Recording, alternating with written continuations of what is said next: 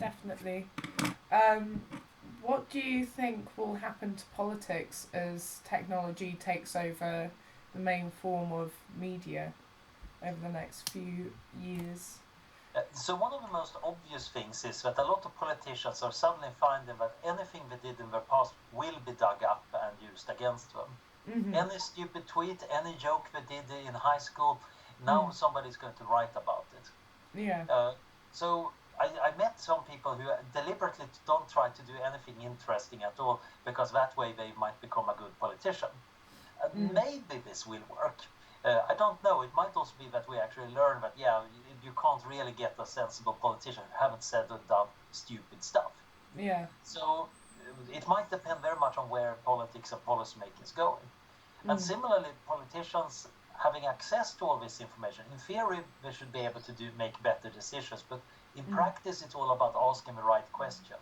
Yeah. And that requires a lot of skill and experience, which is still hard to get. Mm. Mm. Definitely.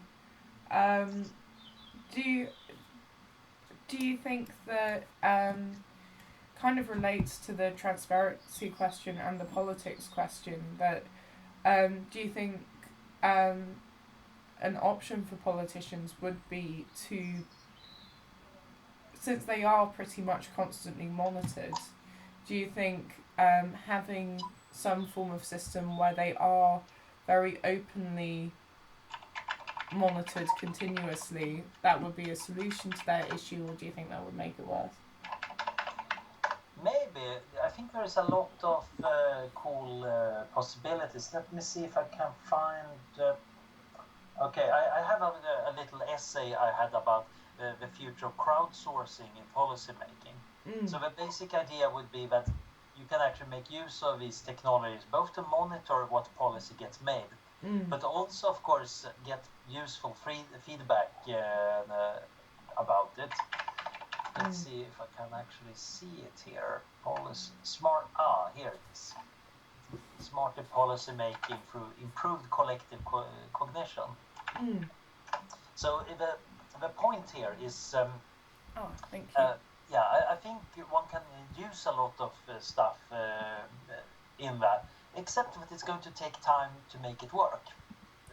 Yeah. One of the things that people tend to miss is that just because we have a technology doesn't mean we're good at using it. It took Yeah. ages before people could write letters very well. It took a long time to figure out how to do emoticons well in email, and we're still struggling with the right kind of the messaging, the etiquette. Yeah. Yeah. Definitely. Definitely. When it comes to messaging and all of that, um, do you think that messaging is going to fundamentally alter the way how we speak and our language? Um, I think it does, mm. except that we are also better at using different languages in different media. Mm.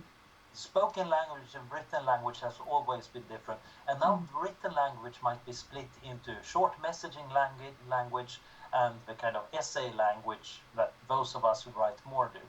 Mm. So it might be that we get more splits, and then you borrow a few tricks, of course, from one of the methods. Mm.